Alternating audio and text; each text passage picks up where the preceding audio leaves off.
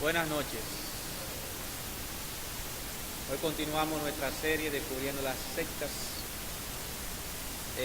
Inicialmente definimos sectas como culto. Distingue una secta dos rasgos principales, que son culto o devoción a una persona y doctrinas únicas o exclusivas que no la profesan los demás cristianos. Esas son las dos características que usted podríamos definir como sectas. En este momento vamos a hablar sobre el catolicismo. Hablar del catolicismo es muy extenso, muy amplio, tiene muchos temas, hay mucho que decir, pero toda nuestra discusión tiene un propósito y es el de asegurarnos de que entendemos que las personas atrapadas en el sistema católico romano no son cristianos salvados, son personas perdidas en camino al infierno eterno. Tenemos que seguir evangelizándolos. No podemos dejarnos engañar creyendo que son cristianos cuando en realidad no lo son. No lo son. Y esta ha sido la convicción de la verdadera iglesia durante los siglos. La iglesia verdadera siempre ha tenido el mismo sentir. El sistema católico romano siempre ha sido corrupto, cruel, siempre ha sido un sistema religioso falso, no da el brazo a torcer en cuanto a sus creencias, la ha mantenido siempre por los siglos de los siglos, hasta estos tiempos modernos. Y un sistema religioso falso, lamentablemente, no puede hacerle frente al pecado, no puede. Fue muy notable que el saliente Papa Ratzinger haya renunciado porque fue la única forma de limpiar el Vaticano. Él designó lo que existía en el Vaticano como la inmundicia, así mismo lo calificó.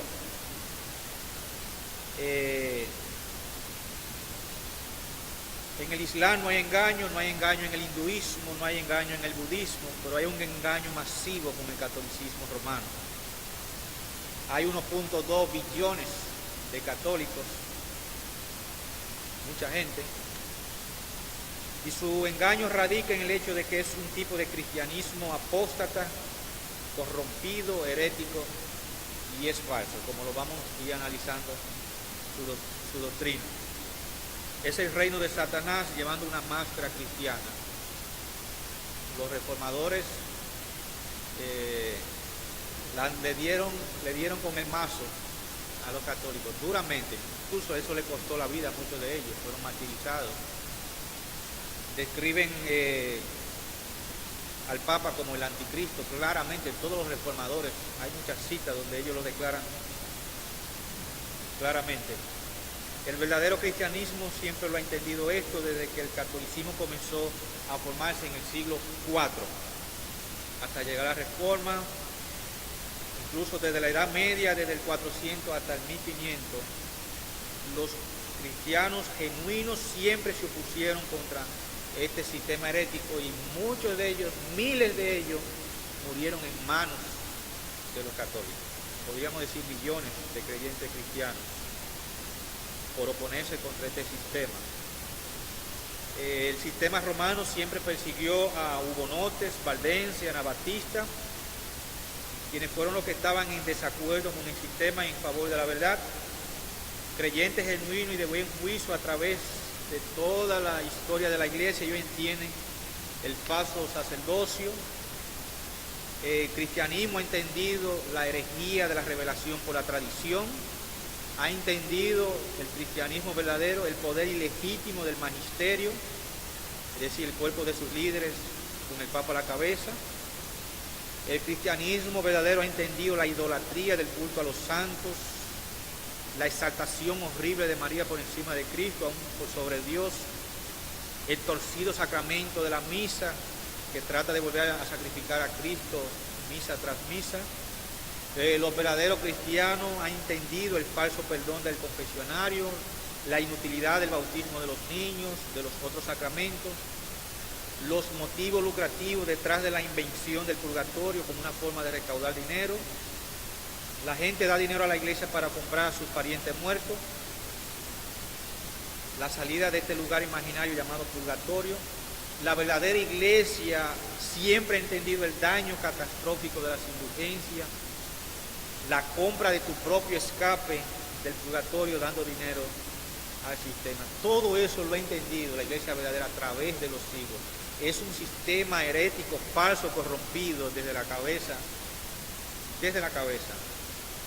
hasta lo que claramente ha sido entendido por el cristianismo como un sistema herético. Ellos no son nuestros enemigos, pero sus enseñanzas es el enemigo de la verdad. Ellos son nuestro campo de misión y no podemos aceptar bajo ningún concepto del sistema, pero debemos amar siempre a sus víctimas. 1.2 billones de católicos en el mundo. Debemos tenerle gracias a Dios que la mayoría de los cristianos, de los que se convierten en cristianismo, salen básicamente del catolicismo. Eso es bueno, porque hay muchos de ellos que estudian la palabra de Dios, tienen el concepto de la Trinidad, el concepto de la deidad de Cristo, su nacimiento virginal, la expiación del pecado, la existencia del infierno y del cielo. Es decir, algunas cosas que corresponden con el cristianismo. Pero vamos a analizar algunas de su doctrina, básicamente, que es lo que es el enfoque principal de esta exposición. La autoridad. ¿En qué se basa en ello la autoridad? Como siempre lo hemos recalcado en nuestros estudios, los protestantes, el cristianismo verdadero, siempre tiene a la Biblia como la única fuente de revelación y autoridad divina. En contraste, la Iglesia Católica Romana asevera que la verdad revelada se encuentra tanto en las Escrituras como en las tradiciones. Podemos decir, sin temor, que el sistema católico está fundamentado sobre las tradiciones. Eso lo vamos a demostrar. Totalmente está fundamentado.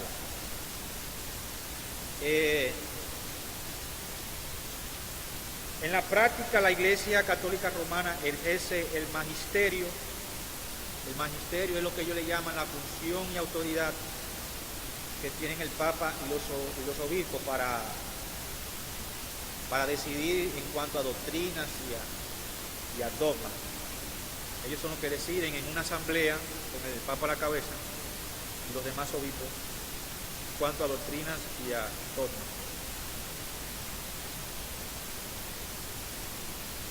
Los concilios determinan la doctrina. Este magisterio está por encima de la palabra de Dios. Ellos siempre se reúnen, pero siempre se reúnen para recalcar lo mismo, por los siglos de los siglos, de los siglos de los siglos. ¿Por qué? Porque hay un pensamiento católico, la Iglesia es infalible, es decir, no comete errores. Imagínense que ellos aseguren que el celibato es un error.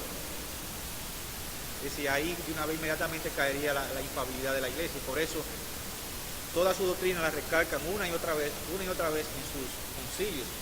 Creo que en la historia han habido 21 concilios. No pueden contradecirse. Exacto, correcto. Entonces es evidente, dice un escritor, es evidente que la tradición sagrada, las escrituras y la autoridad magistral de la Iglesia está tan estrechamente vinculada y unida que una no puede permanecer en pie sin la otra. Entonces,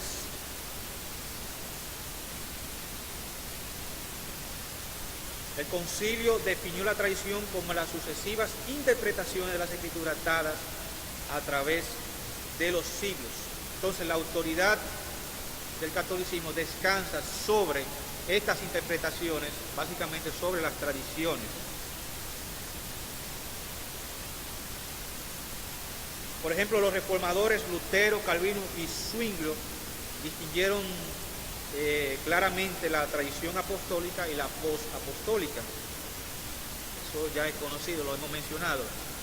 Por ejemplo, ellos dicen que la tradición apostólica, y así es, se refiere a los escritos del Nuevo Testamento. La post-apostólica se refiere a la enseñanza humana. La enseñanza humana debe ser, o tradición, debe ser aceptada cuando ¿qué? Cuando no choca con la enseñanza apostólica. Efesios 2:20, lo hemos dicho, nadie puede poner otro fundamento, a saber, la enseñanza de los apóstoles, los profetas y a Cristo como piedra angular. Efesios 2:20, claramente. Entonces, así que para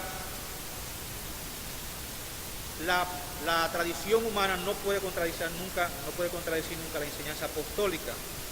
Así que los cristianos evangélicos interpretan solo la Biblia, es la suprema regla de la doctrina y práctica.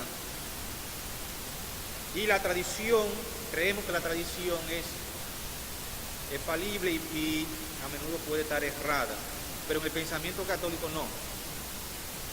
La tradición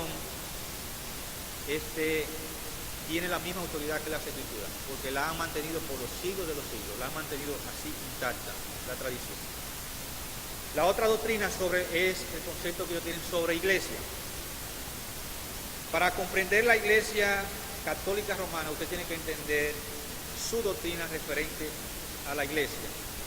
Se la considera como el cuerpo de Cristo y como extensión de la encarnación de Cristo. El Papa, literalmente, precisamente eso es lo que voy a decir. El Papa Pablo VI dice que es la continuación y la extensión de Cristo. Dice, no hemos de pensar en la iglesia como dos sustancias, sino como una sola y compleja realidad. Es decir, para ello, la iglesia es el cuerpo literal de Cristo. Eso está en el pensamiento católico. Compuesta de un elemento humano y uno divino, pero que tiene una compleja unión. Ellos lo dicen. Por lo tanto, la iglesia no puede equivocarse, porque está en unión con Cristo, es el cuerpo literal de Cristo. La naturaleza asumida por la palabra divina sirve como órgano viviente de salvación en unión con Dios, lo cual es indisoluble. Esa fue la declaración del Papa Pablo VI. Los teólogos católicos en toda su literatura, usted la puede consultar, siguen identificándola y en especial a su sacerdocio con Cristo mismo. Por ejemplo, Enrique Tarancón dice que los obispos y los presbíteros participan directamente del sacerdocio. Dice él, cuando el sacerdote bautiza, ordena sacerdote o consagra obispo, es Cristo el que lo hace literalmente. Es el que bautiza, es el que ordena y es el consagra. Es decir, la unión de Cristo con la iglesia es una realidad, es literal en el pensamiento católico. Como consecuencia, como dije, la iglesia es incapaz de errar en asuntos de fe. Todo lo que dice, lo ha sostenido por los siglos, es infalible, su palabra es infalible, no puede errar porque Cristo está compuesta por el cuerpo de Cristo.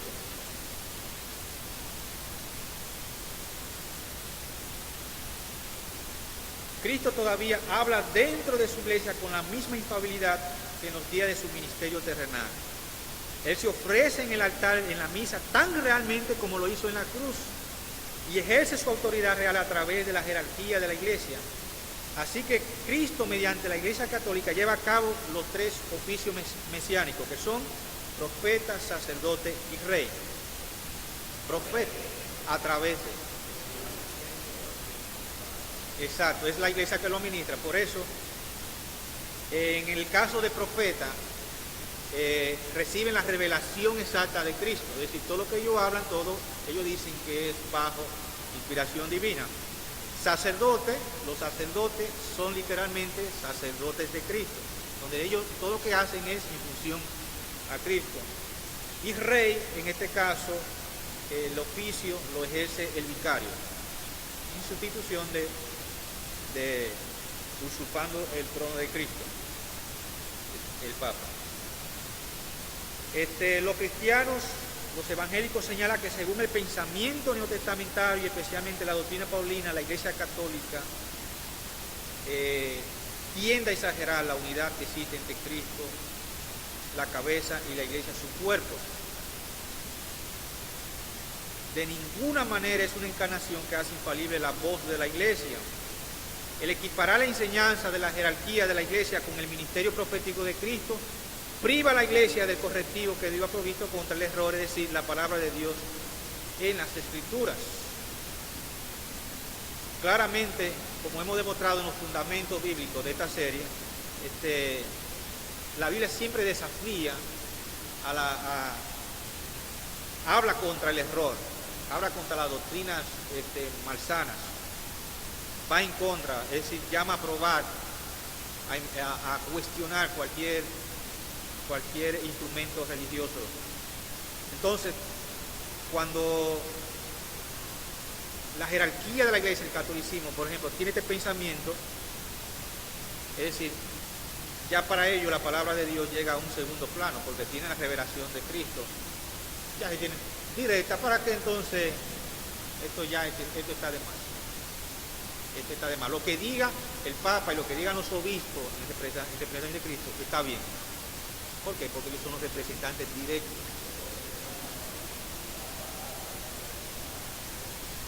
Ex cátedra.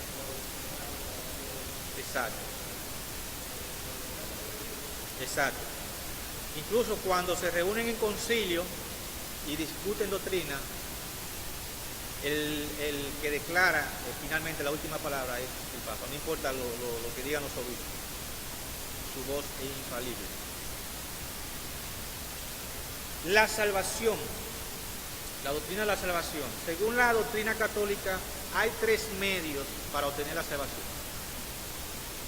¿Cuántos medios presenta la Biblia? Un solo. Ok. En el pensamiento católico hay 3 medios, que son los sacramentos, la fe y las obras. Dice que a través de los sacramentos se comunica la vida de Cristo. Los católicos creen que la justificación es un proceso que comienza al recibir gratuitamente el perdón de los pecados y luego sigue como una obra santificadora en el interior del creyente. Por ejemplo, ustedes pueden tomar una Biblia latinoamericana, una Biblia católica latinoamericana, es una Biblia muy común, y buscan abajo el comentario de Romanos 1:17, y está lo siguiente: Dios destruye el mal y salva a sus fieles. La justicia de Dios consiste en transformar al hombre haciéndolo justo. ¿Captaron? Es decir, amigos suyos, Dios nos hace justo, otra vez, de alguna manera santo. Está este pensamiento. Es un pensamiento totalmente errático, porque la justificación, como ustedes saben, es un acto de declaración de Dios. Es una sentencia que Dios emite donde dice que el pecador es que está absuelto, está libre, y se le imputa la justicia de Cristo. Es el pensamiento cristiano, es el pensamiento bíblico. Pero en el pensamiento católico no. Dios te hace justo a ti. Eso está literalmente. Usted agarre una Biblia, Romanos 1:17, latinoamericano.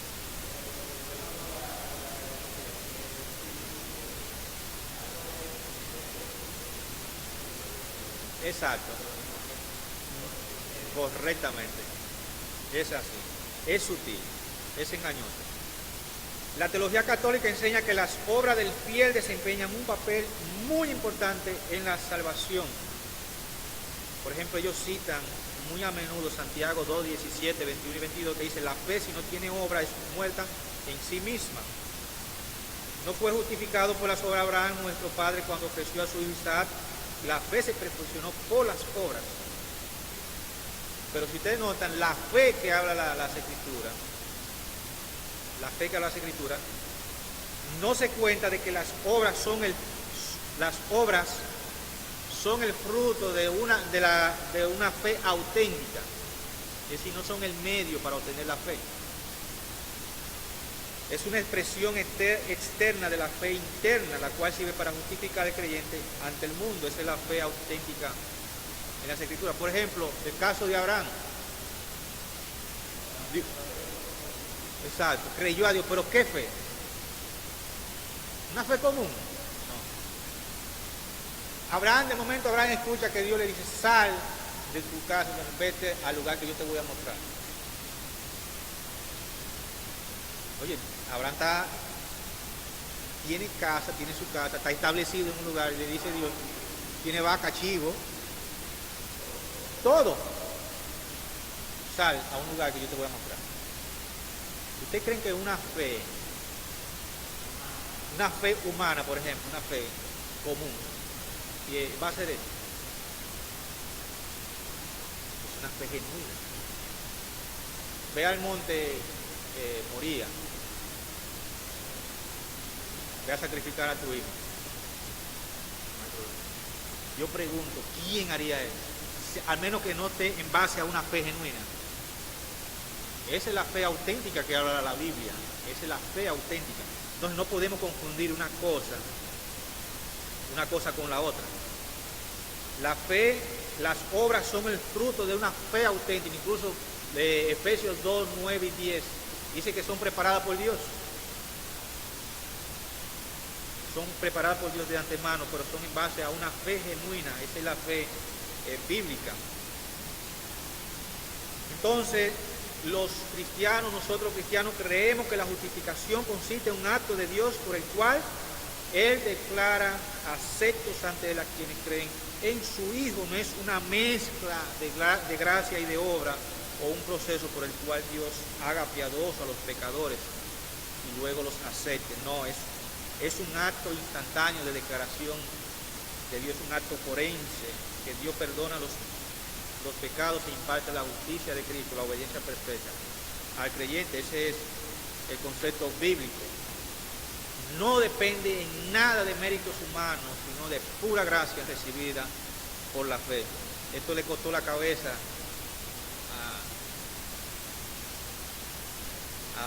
a varios reformadores, este concepto, contrario al pensamiento católico.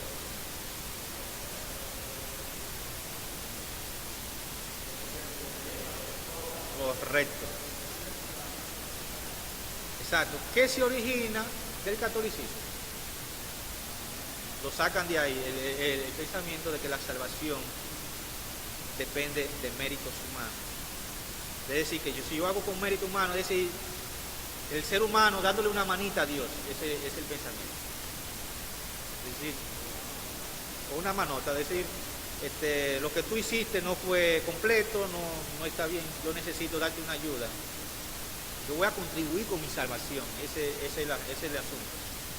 Romanos 3:28 dice, concluimos. Esta es la conclusión. El hombre es justificado por la fe sin las obras de la ley. Romanos 4:3, creyó Abraham a Dios y le fue contado por justicia. Incluso el pacto de la promesa fue establecido antes del pacto de las obras, antes del pacto mosaico. Ya Dios tenía el plan de salvación delineado totalmente, que era por fe. Eso es lo que está claramente explicado en Gálatas capítulo 3. Léalo en su casa, claramente, o Gálatas entero, mejor dicho, pero el 3 ahí distingue claramente el pacto de la promesa y el pacto mosaico, donde sobresale que el pacto de Abraham es el más importante, por encima del pacto mosaico.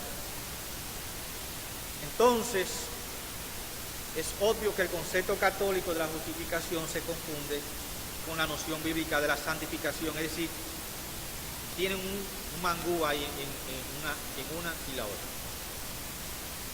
Sistema de los sacramentos. El principio sacramental es una de las características más importantes del sistema católico. Ellos tienen 7 sacramentos, 7, que son el bautismo, la confirmación, la Eucaristía, la penitencia, la extrema unción, el matrimonio y la orden sacerdotal. Ellos definen los 7 sacramentos como signos sensibles y eficaces. Sensibles son que se pueden ver, se pueden oír, se pueden palpar. Eficaces significa que funcionan. Imparten gracia, literalmente, imparten gracia al que lo recibe, los sacramentos. Es decir, son instituidos por Jesucristo para conferir la gracia divina. Sirven como canales mediante los cuales fluyen los méritos de Cristo a las personas receptora. Dice, no importa si al receptor le falte la fe, si le falte la devoción, lo importante es si se lo impusieron, vale el sacramento.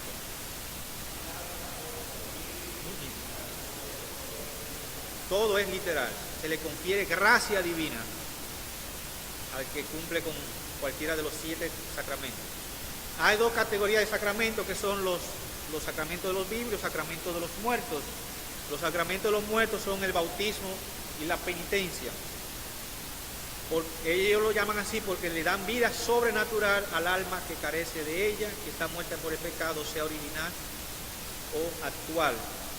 Y los sacramentos de los vivos son la confirmación, la Eucaristía, la misa, la extrema unción, el orden sacerdotal y el matrimonio. Toman este nombre porque aumentan la gracia al alma que ya goza de la vida sobrenatural. Vamos a ir elucidando los 7 sacramentos. El bautismo, por ejemplo. En el pensamiento católico, dijimos de los mormones, en el caso del bautismo, que ellos le confieren poder salvífico al bautismo, los mormones. Bueno, los católicos es el mismo. Esa incluyendo, lo saca de allá de la tumba y lo salvan con un bautismo que lo haga un vivo. No, el católico no llega ahí, pero le confiere, dice, ellos, el pensamiento católico es que el sacramento bautismal borra literalmente el pecado original. Oye, que recibe el bautismo católico borra el pecado original y los pecados actuales, y la justicia se restaura por medio de la infusión de la gracia. Nos hace cristianos, hijos de Dios, miembros de la iglesia y capaces de recibir los demás sacramentos. Es decir, el poder del bautismo en el pensamiento católico tiene un poder extraordinario. Te borra el pecado original, te hace cristiano, te hace santo, te hace hijo de Dios y capaz de recibir los demás sacramentos. Ellos tienen 3 bautismos que son el bautismo en agua, bautismo de sangre y el bautismo del deseo. El bautismo de sangre es aquel que sufre el martirio por amor a Cristo, y el bautismo del deseo es el que no recibió ni el del agua ni el de la sangre.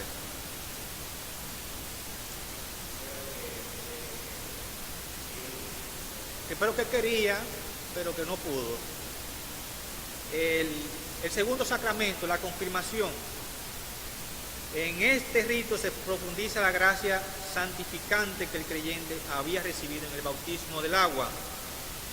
Es de la siguiente manera: el obispo hace la señal de la cruz en la frente de la persona, unge a la persona con aceite y impone la mano y dice que recibe bajo imposición de mano el bautismo del Espíritu Santo. Esa es la confirmación.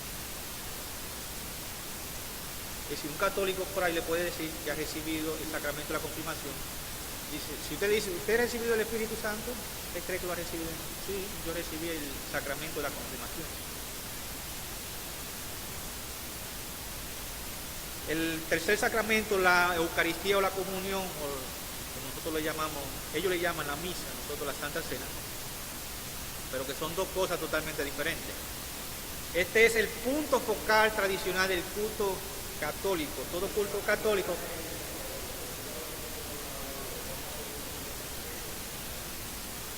correcto. Exacto. Todo tiene un sentido literal, todo lo que hace. La Eucaristía se considera como la repetición de Cristo en el Calvario, pero en forma incruenta, es decir, sin sangre. Ellos hacen todo el proceso en la misa, pero sin sangre. Y esto tiene base, la misa se basa en el dogma de la transustanciación. ¿En qué consiste este dogma? Consiste en qué? En que tanto la sangre, tanto como el vino, como el pan, son literalmente el cuerpo y la sangre de Cristo. Ese es el dogma de la transustanciación, literalmente. Es el banquete pascual en el cual se come a Cristo. Así se podría definirse así, claramente. Este dogma fue promulgado en el Cuarto Concilio de Letrán en el año 1215 y reafirmado en el último concilio, el Concilio Vaticano II. Es decir, es un asunto totalmente opuesto al pensamiento bíblico. El otro sacramento es la penitencia, está relacionado estrechamente con el confesionario. Ellos clasifican los pecados, clasifican los pecados de dos formas, mortales y veniales. Los mortales son los que privan al alma de la gracia santificante y los veniales son pecados no tan graves, mentiritas blancas, cositas así. Son veniales prácticamente. Son pecaditos. El venial se resuelve fácil con un dolor por el pecado, una contrición, una tristeza y ya. Exacto.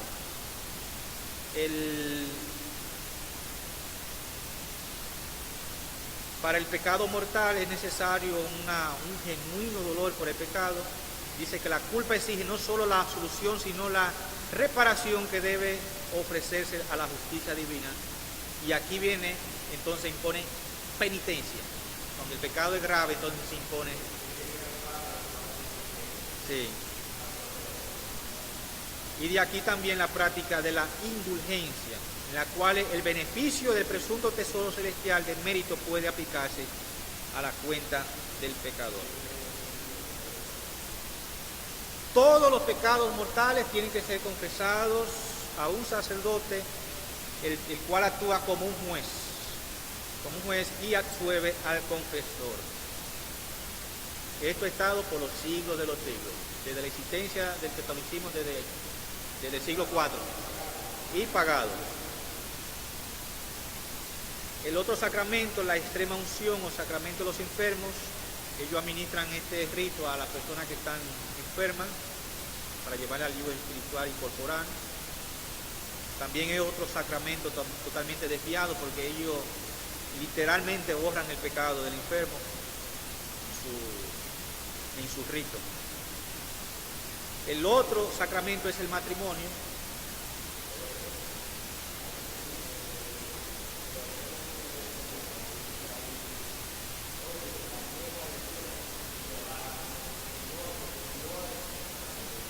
Sí, correcto, ese mismo.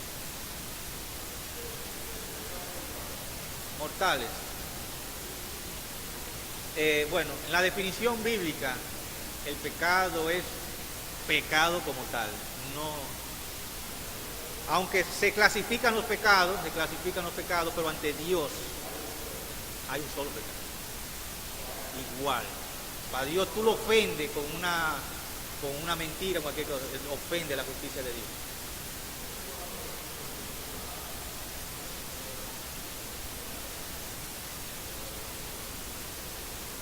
Sí, incluso mira, la Biblia te pone en igualdad el pecado del homicidio con la ofensa. Para que tú veas, lo ponen en igualdad. Es decir, tú ofendes a una persona y lo estás matando literalmente. Para los efectos de Dios. Correcto, no es lo mismo, no, porque tú sabes ya.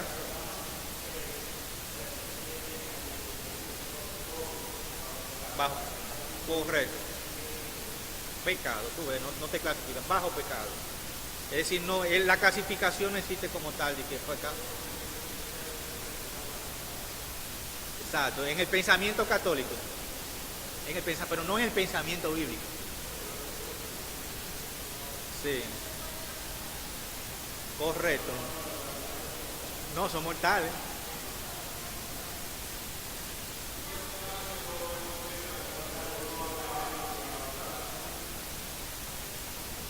Sí, pero no existe esa clasificación. Porque entonces tú cometerías un pecado venial y tú dirías, bueno, es algo sencillo. Es decir, tú tienes pensamiento católico en tu mente, tú dices, bueno, no estoy ofendiendo gran cosa.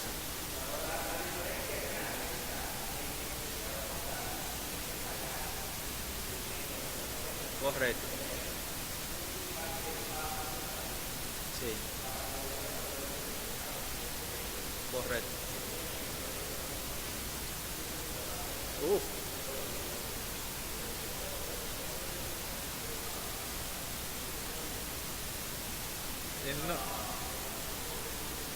No, viene desde Génesis.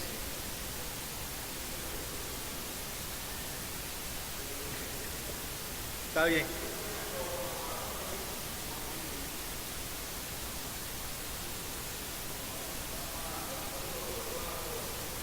Sí. Bien, precisamente la ley. Después, correcto.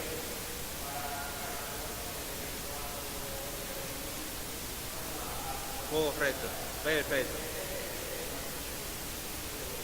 Sí, de desarrollo. Claro. Tenemos el sacramento del matrimonio, que es muy interesante, está acorde con el pensamiento bíblico. Ellos creen en el matrimonio, le da un carácter perpetuo. Exacto, el problema del sacramento. Se permite anularlo bajo ciertas condiciones, es decir, hay que mandar una carta al Vaticano, qué sé yo qué, para... Es decir, es complicado. Muchos optan no casarse por la Iglesia Católica para evitar esta larga crujía y deciden divorciarse. El séptimo sacramento son las órdenes sacerdotales. Todos los creyentes, según el Concilio del Vaticano II, reconoció que todos los creyentes bautizados participan de alguna manera en el sacerdocio de Cristo. A los sacerdotes se le da el poder del orden sagrado para ofrecer el sacrificio, perdonar el pecado y en el nombre de Cristo ejercer públicamente el oficio de sacerdote en la comunidad de los fieles. Es el sacramento. ¿Qué practicamos nosotros cristianos? Básicamente dos ritos, que son el bautismo y la Santa Cena. Son, exacto, pero son actos religiosos instituidos por el Señor a fin de santificar a los fieles. Por ejemplo, no imparte gracia, son símbolos, simplemente son símbolos. No imparten gracia, es decir, si usted no se bautiza, puede salvarse. También.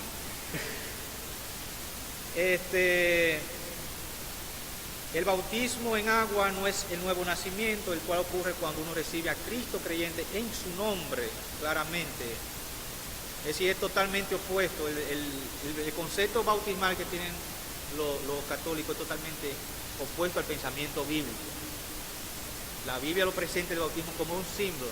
Por ejemplo, el que creyere y fuere bautizado será salvo. Pero el creer representa una fe genuina. Exacto. Se presenta más el bautismo como donde un creyente que ha aceptado a Cristo, su pensamiento ha sido regenerado, quiere demostrar públicamente que él entra al reino de Dios a través del bautismo. Por fe somos salvos, no por agua. Eso hay que tenerlo claramente.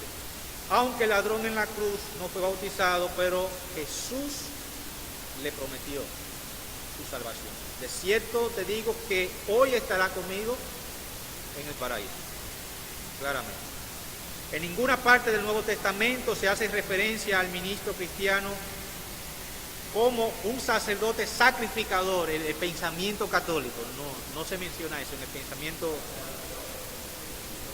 correctamente. El ministro cristiano identificado claramente en el Nuevo Testamento como un anciano, como un pastor, como un obispo, pero jamás como un sacerdote. Dice Hebreos capítulo 9, 26 y 28, que Cristo se presentó una vez para siempre por el sacrificio de sí mismo para quitar de en medio el pecado. Hebreos 10, 14 dice, con una sola ofrenda hizo perfecto para siempre a los santificados. Es decir, en cuanto a la Eucaristía o la Santa Cena, Jesús dijo que en Lucas 22, 19, hace esto en memoria de mí. Más nada, esa fue la orden, pero no lo hagan bajo el pensamiento católico. Es decir, no tomen esto, mi cuerpo y mi sangre, como un asunto literal, como el dogma de la transubstanciación. Es decir, el pan, el vino, cuando Jesús dijo esto, hace esto en memoria de mí, indicando claramente que lo usarán como un símbolo, son símbolos o emblemas respectivos de su cuerpo partido y de su sangre vertida por nosotros. En ninguna parte en el Nuevo Testamento se enseña el asunto de la penitencia, el sacramento de la penitencia. Se enfoca, correcto.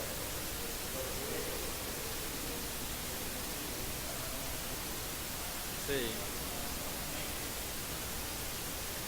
Lo que Dios desea de nosotros es que es el verdadero arrepentimiento y un sincero cambio de actitud hacia el pecado, el pesar de haberlo ofendido y la resolución de abandonar la maldad. Es decir, la idea de obtener el favor de Dios castigando el cuerpo, esto usted lo encuentra en muchas religiones paganas. Dice Isaías 53:5, mas el herido fue por nuestras rebeliones, molido por nuestro pecado, el castigo de nuestra paz fue sobre él. Y por su llaga nosotros fuimos sanados. El castigo que nosotros merecíamos, exacto, Cristo lo asume. La maldición que pesaba sobre nosotros, Cristo la asume. El sufrimiento, el dolor que pesaba sobre nosotros, Cristo lo asume. El privarse innecesariamente de la comodidad de la vida, el ascetismo y el castigo del cuerpo no nos lleva más cerca de Dios. El apóstol Pablo dice en Colosenses 2:23, ¿qué dice? Tales cosas tienen a la verdad cierta reputación de sabiduría, pues exigen cierta religiosidad, humildad y duro trato del cuerpo, pero no tienen valor alguno contra los apetitos de la carne. Nada de eso, que comer, que dejar de hacer esto y sacrificarse. Usted puede coger un látigo y ahí, como usted lo ha visto en películas, y darse. Esto, nada de eso tiene nada que ver con. El problema está dentro, en el corazón humano. Ahí es que está el pecado. La mariología.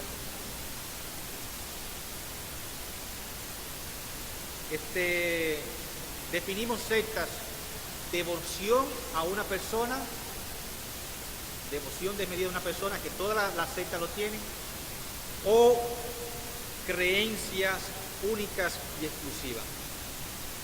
En el caso de la cristiandad, los católicos tienen una especial doctrina, que es la adoración y veneración a la Virgen María.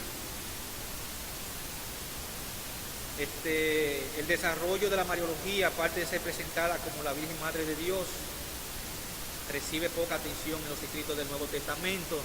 Ustedes que lo han leído, se encuentra varias veces en los Evangelios, se menciona una vez en el libro de los Hechos 1 creo, o 2, ahí en el Pentecostés. Hay una referencia indirecta en Gálatas 4:4, Dios envió a su Hijo nacido de mujer. Ya uno sabe que es María. Ya eso es lo que habla el Nuevo Testamento de María.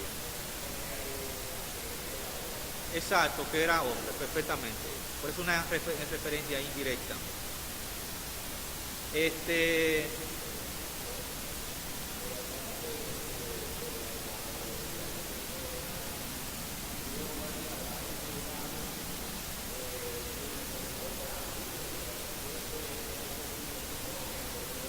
Es la misma. Sí. Lo que pasa es que depende del lugar donde se aparezca, entonces le designan el nombre por eso. Sí, pero es la misma. Es la misma. Correcto. El concilio de Chalcedon 451 fue la que oficialmente le otorgó ese título de Madre de Dios, Theotokos.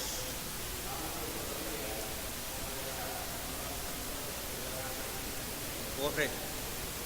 Perfecto. En el concilio de Constantinopla, 553 después de Cristo, la iglesia, en ese concilio, la designó como siempre virgen. Vamos a ir mencionando cómo se fue. Exacto. La creencia en la virginidad perpetua de María finalmente ganó gracias al desarrollo. Es decir, en ese tiempo, en el siglo IV, había un creciente desarrollo del ascetismo y el monaticismo. Es decir, se hizo a los montes, sin casarse, adorar a Dios, esas cosas. estaba muy en auge eso, entonces se declaró esto, ahí surgieron las órdenes de las monjas y los monjes, correcto. Por eso se declaró la perpetuidad. Sí. Nosotros no encontramos en el Nuevo Testamento ningún apoyo para el ascetismo o el monasticismo como un estado superior, como ellos lo consideran. Claramente Jesús estableció el matrimonio, Mateo 19:6. Esto está claramente. María, por ejemplo, Mateo 1:18-25. María se casó con José, cumplió con su... Es decir, tuvo relaciones matrimoniales normales después del nacimiento de Jesús. Se mencionan, la prueba más fehaciente que se mencionan los hermanos de Jesús. Se mencionan por su nombre los hermanos de Jesús, Mateo 13:55, 56, Marcos 6:3. Es decir, este es un asunto de tradición. Como hemos ido demostrando, los sacramentos, todo es un asunto de tradición, donde ellos lo delucidan. Lo que se ha creído por los siglos hay que mantenerlo por asuntos de tradición, pero no tiene ningún fundamento bíblico la perpetuidad de la Virgen, como siempre virgen. La Inmaculada Concepción, ese otro concepto que se ha desarrollado con el paso del tiempo de María, donde ella ha sido concebida sin mancha y sin el pecado original. Pero varios católicos, teólogos católicos, se han opuesto a este concepto porque entra en contradicción con Romanos 3, es lo que diga el magisterio correctamente. Eso no importa lo que ellos digan, eso es así. Por ejemplo, no importa, Tomás de Aquino, que es una autoridad, estaba en contra de la concepción de María. No era papa ni era obispo. Esto está en contradicción con Romanos 3, 23 y 24, donde habla de la universalidad del pecado y la necesidad de que toda la gente sea salva. Exacto. Por ejemplo, en uno de sus razonamientos, Santo Tomás decía, y Lucas 1:47, ¿qué vamos a hacer entonces? Con Lucas 1:47 que dice, María que dijo cuando se regocijó, en Dios, mi alma se regocija en Dios que mi Salvador. Claramente ella reconoció que Cristo era su Salvador. Es la misma María lo dijo, Lucas, exacto, Lucas 1:47. El Papa Pío IX entonces lo hizo dogma indiscutible en 1854. Ya esto no se discute más. Ya esto está establecido. Por la ascensión de María, ese otro aspecto de la Mariología, el año 1950 el Papa Pío IX declaró que María resucitó y ascendió al cielo. Esto no se discute. Correcto, el Papa Pío. Exactamente, en el año reciente, este dogma, 1950. Madre Celestial, el Papa Pío X fue que la estableció, diciendo que es una Madre Celestial. Ya dice, no es María la Madre de Cristo, ella es por lo tanto nuestra Madre también. Como el Dios hombre, Él adquirió un cuerpo hecho como el de otros hombres, pero como el Salvador de nuestra raza, tenía cierto cuerpo espiritual y místico, el cual es la sociedad de aquellos que creen en Cristo. A consecuencia, María, al llevar en su vientre al Salvador, puede decirse también haber llevado a todos aquellos cuya vida se contenía en la vida del Salvador. Madre Celestial. Correcto. Esto está totalmente...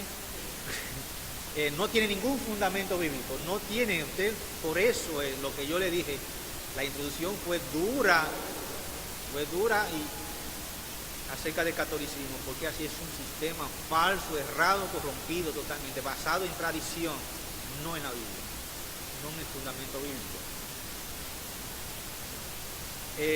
Se considera a María como mediadora, dispensadora de todas las gracias. La Biblia tampoco enseña en ninguna parte este concepto. Claramente en primera de Timoteo 2:5 que dice, no hay un solo Dios y un solo mediador entre Dios y los hombres, Jesucristo hombre. Claramente eso está definido en las Escrituras. echa por tierra el concepto de la mediación que tienen sobre María. Hebreos 4, 15 y 16 dice: no tenemos un sumo sacerdote que no pueda compadecerse de nuestras debilidades, sino uno que fue tentado en todo, según nuestra semejanza, pero sin pecado. Acerquémonos pues confiadamente al trono de la gracia para alcanzar misericordia y hallar gracia para el oportuno socorro. Cristo es el único mediador, claramente lo presenta las Escrituras. Es decir, cuando se le ora a María, cuando un católico le ora a María, lo usa como mediadora, él le está diciendo a Cristo que es deficiente, secundario, mediación no sirvió. Por eso le estoy orando a María. Y vemos que es un problema de las sectas, que tienen, se la han tomado con la persona de Cristo, en su divinidad y humanidad. Totalmente degradan la persona de Cristo. Los católicos han asignado a la Virgen María un lugar intermedio entre los santos y Dios. Le llaman la reina del cielo, le llaman el culto de la hiperdulía. Ellos evitan usar el término adorar a María y utilizan el término ¿cuál? Venerar. Venerar, porque claramente el pecado, uno de los pecados, por no decir el pecado que Dios más aborrece en el Antiguo Testamento, es la idolatría. ¿Y que ha leído el Antiguo Testamento? Sí, es el pecado preeminente, para decirlo así. A Dios le desagrada eso. No tendrá dioses ajenos delante de mí. Hay 3 grados de devoción cristiana. En el concilio de Nicea del 787 lo establecieron, que es la latría, que es la adoración dirigida a Dios, la dulía, la veneración a los santos, la hiperdulía, adoración ofrecida solamente a María. Pero en la práctica usted nota muy poca diferencia. Eso está nada más en concepto y en teoría. El culto prestado a Dios y el prestado a la Virgen María es igual, idéntico. Se oran y todo. Se hacen penitencias, sacrificios, devoción a María. Por razón, un obispo en el Concilio Vaticano dijo las siguientes palabras: la devoción a María y a los santos, especialmente en nuestros países latinoamericanos, a veces oscurece la devoción a Cristo. Este obispo lo dijo así mismo en el concilio.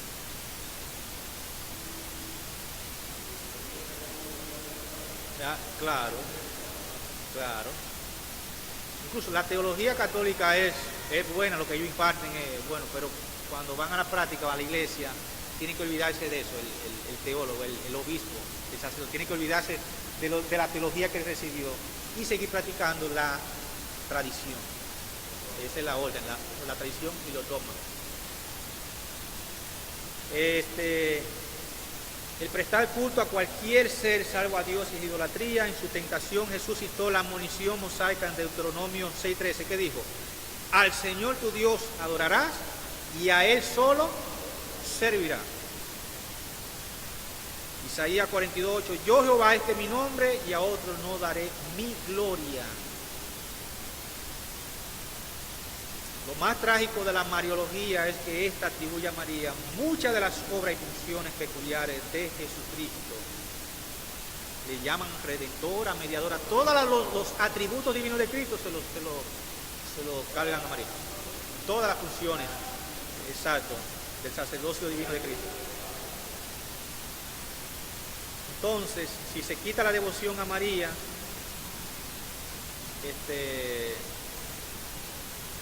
dice alguien, escribió: podemos seguir entonces que un propio entendimiento de Cristo resultaría en una pérdida de interés en María como objeto de fe y devoción, que no le conviene al catolicismo. Recuerden, Juan Pablo II,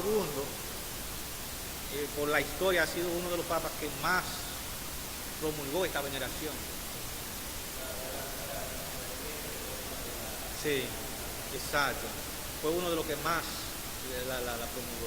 A ellos no les conviene que Cristo sea exaltado, porque muchos vendrían al cristianismo.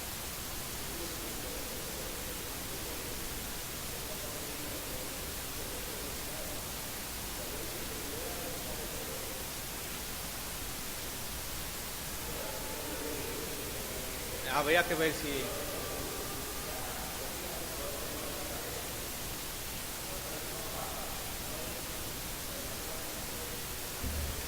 Claro. Entonces, mis hermanos, concluimos que la iglesia romana siempre ha sido corrupta, siempre ha sido un sistema religioso falso, y un sistema religioso falso no puede hacer frente al pecado. Es terrible, no podemos dejarnos engañar creyendo que son cristianos cuando en realidad no lo son. Fundamento de ello es la tradición, no es un fundamento bíblico, desde la cabeza hasta los pies, basado en dogmas y tradiciones por los siglos de los siglos, y por eso nuestra misión debe ser evangelizarlo.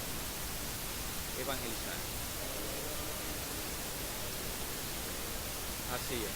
Te damos las gracias, Señor, por tu palabra, te damos las gracias porque ella es la fuente de vida y el fundamento de nuestra fe. Te pedimos, oh Señor, que tú nos afirmes cada día más en ella, en el nombre de Jesús. Amén.